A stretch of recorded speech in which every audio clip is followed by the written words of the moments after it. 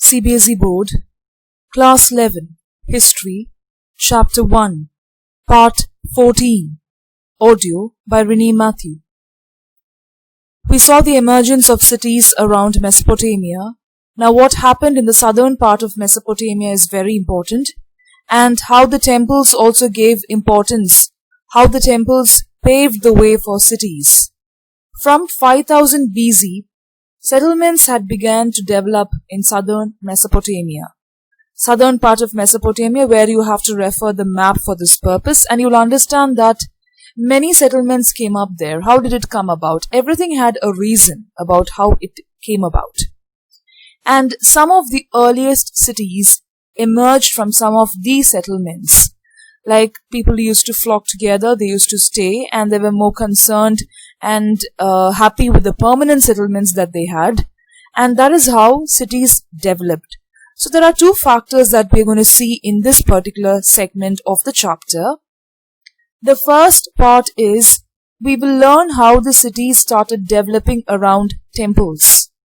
Cities started developing around temples, and it also developed as centers of trade and imperial cities. Centers of trade, that is when they did the economic activities of selling and getting things, buying things. And imperial cities, yes, imperialism where there was power. When one particular city became powerful than the other one, definitely leadership became important. People started showing power, and of course they showed this colonialism and imperialism, not like how we had during the Britishers' time or when colonialism emerged in other parts of the world later, like we saw in your previous 9 standard portions and 10 standard portion, how you had the Russian and French Revolution. Not like that, not to that extent. This is different. This is imperialism. So these are the two ways in which cities actually emerged. I'll repeat it again. One is around the temples, and the next one is when they developed as centers of trade and as imperial cities. And these are some kind of paintings which was done to show the power of the king by the Mesopotamians. It is from the file photo.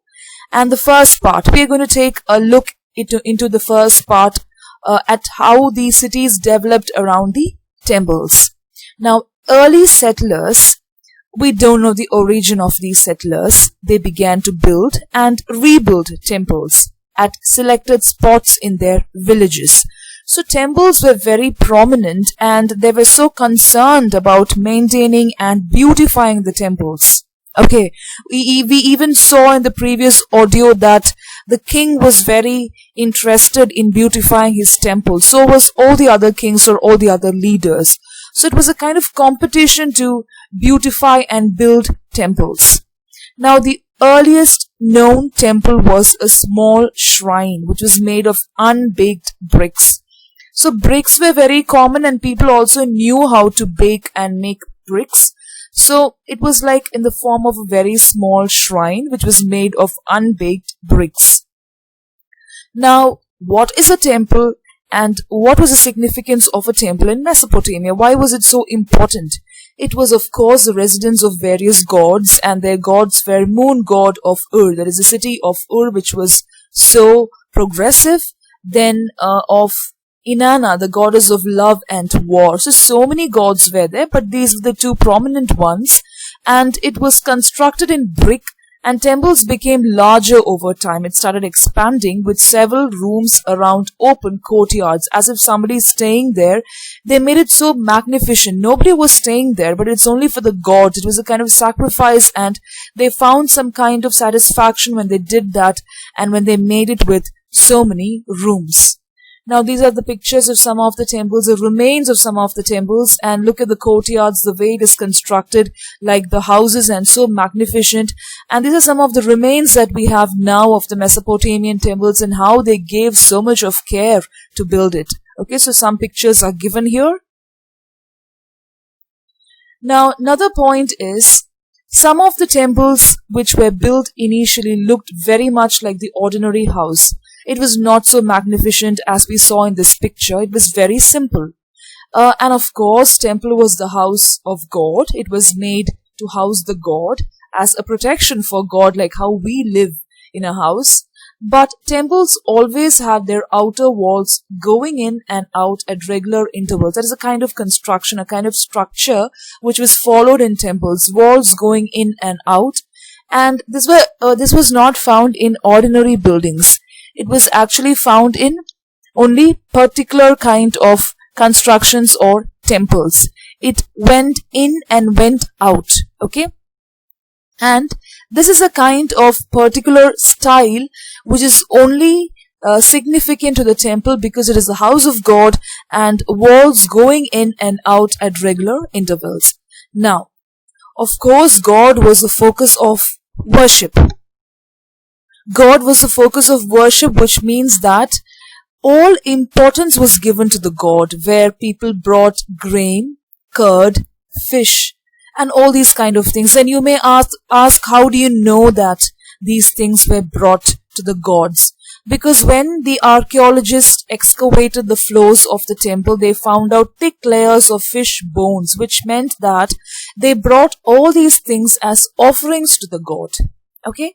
And of course, when you build a particular temple, when they built a temple for the god, it showed that the god was the theoretical owner of the agricultural fields, the fisheries, and the herds of the local community. Suppose they have a temple in a nearby village.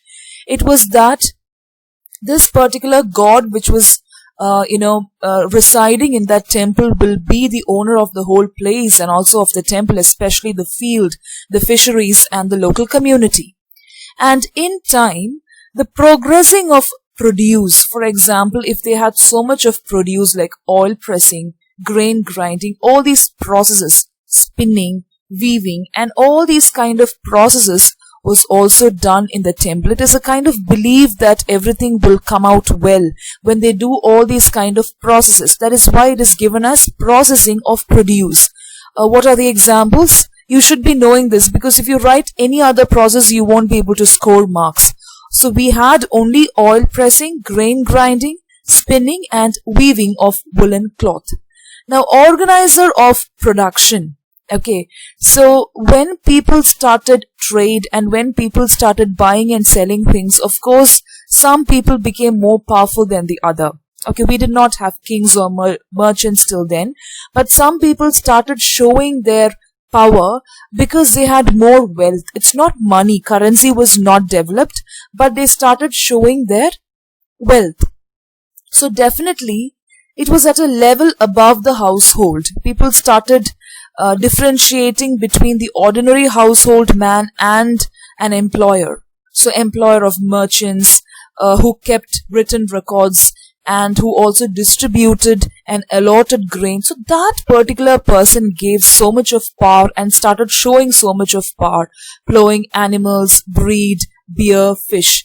And he was known as the organizer of production, and people understood that it is not understanding alone. People started realizing that organizers were slightly higher than the normal household man, because he had so much to do. His activity was more than the wealth. They did not know the concept of wealth then.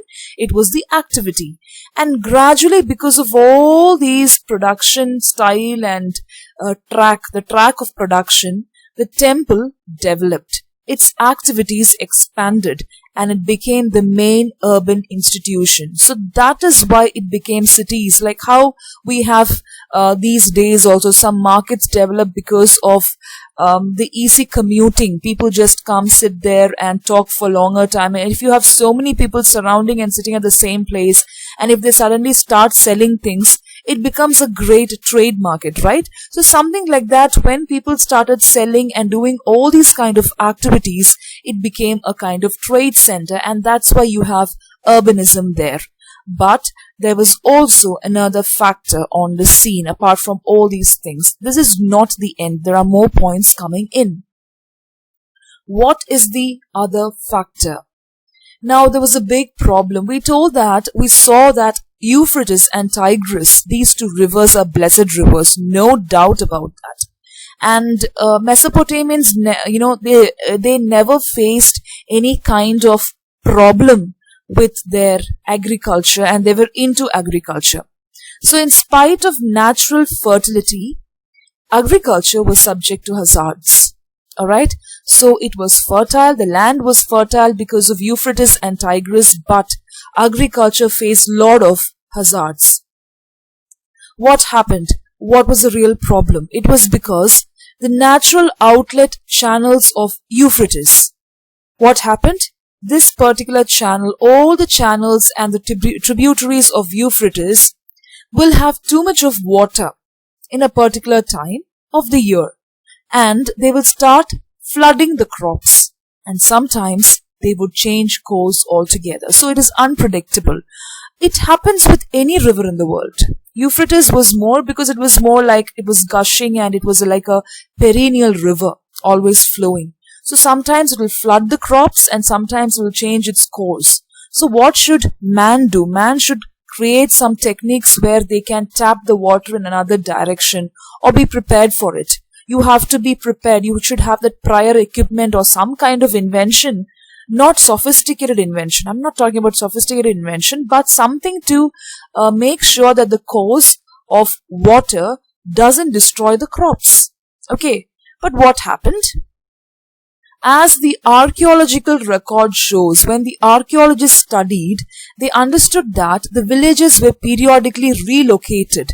People started moving to and fro from south to north and north to south, like that they used to move.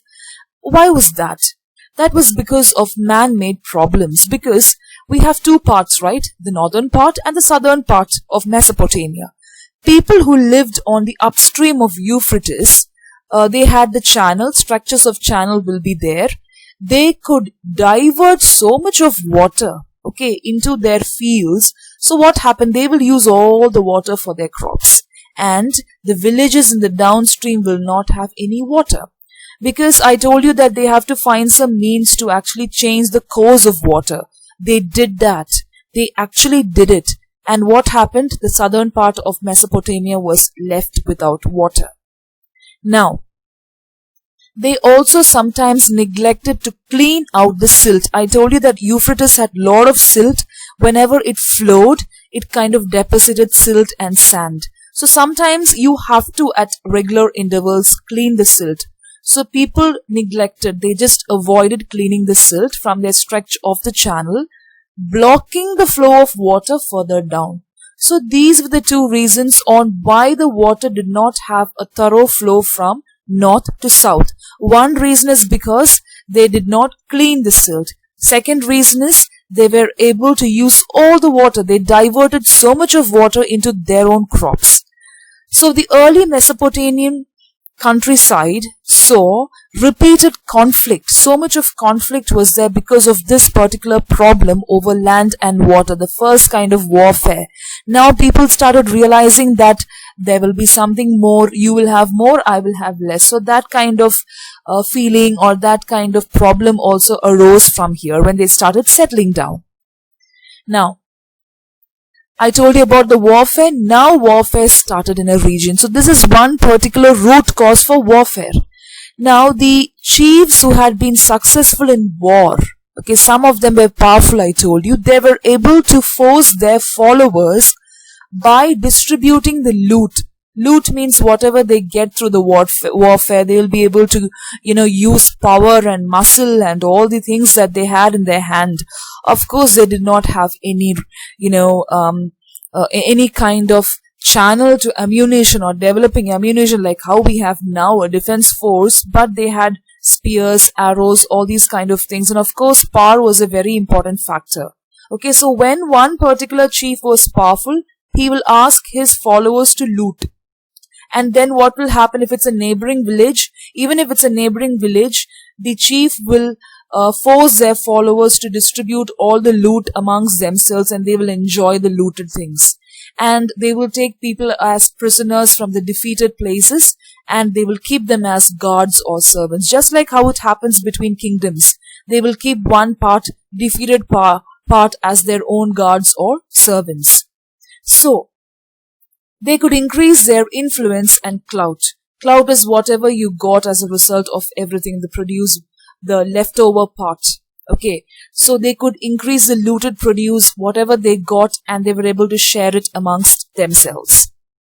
So there were such war leaders in Mesopotamia also. We shouldn't say that was not there. And this is how there was a great rivalry between the northern and southern parts of the place.